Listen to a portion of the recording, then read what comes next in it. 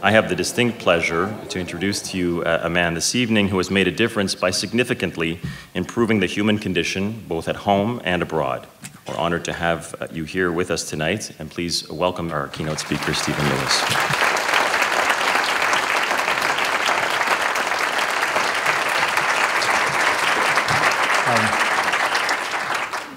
Thank you, everyone. I'm entirely delighted to be here.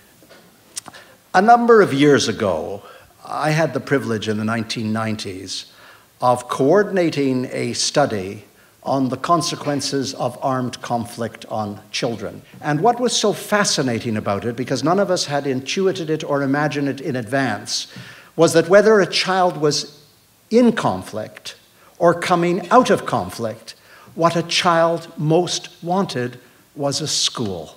Everywhere we went, from Cambodia to Rwanda to Colombia to the Balkans, that's what kids talked about. When you asked them directly, what did they want in the midst of the carnage all around them, they would say, we want to go to school. They just want to be in a school because of what it means to them. It's not just the love of learning, it's the sense of solidarity with other kids.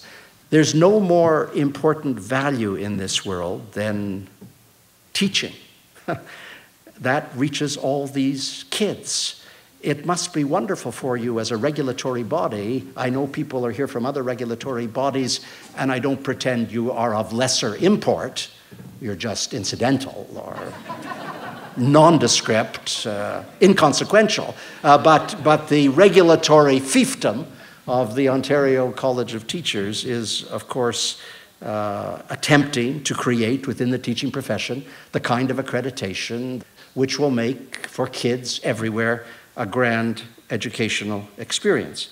And what I did by way of preparation, such as it is, for my remarks was to read the report of Patrick Lesage. Well, actually, I read more than the report of Patrick Lesage. I was given an incomparable amount of material in order to prepare, and frankly, most of it was both incomprehensible and indigestible. So I relied on Lesage. One of the points which he made strongly in the report, which struck me as having a certain validity, was that the world in Ontario didn't really know what the Ontario College of Teachers was. Indeed, many of the members don't understand entirely the way it functions. And Judge Lesage was mournful about that. He felt that the public should know much more. I mean, this isn't some removed organization. This is an organization which is intrinsic to the life of teaching.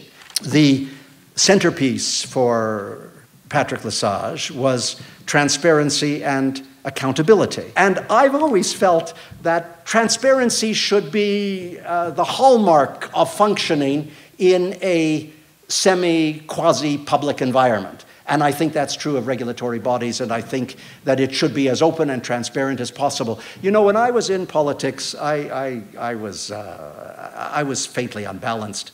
But I always thought it would be such a nice feeling for the electorate generally if politicians on a regular basis admitted when they were wrong, indeed talked about it publicly.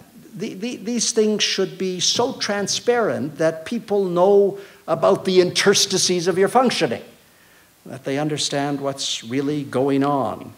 And I don't see why you shouldn't speak publicly about your problems with school boards. I don't think school boards are verging on angelic perfection.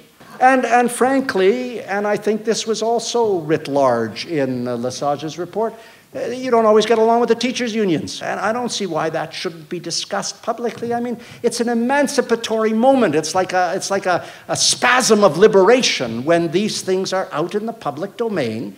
And it would do wonders for the Ontario College of Teachers to have a voice which is much respected and develop a profile, to be controversial in the best way, not antagonistic, not as I am, not hyperbolic and excessive, just gentle and persuasive. I think it's so important that voices be heard.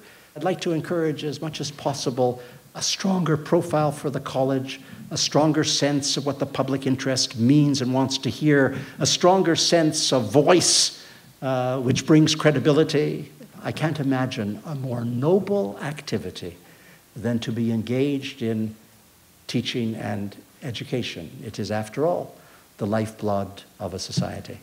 Thank you for having me.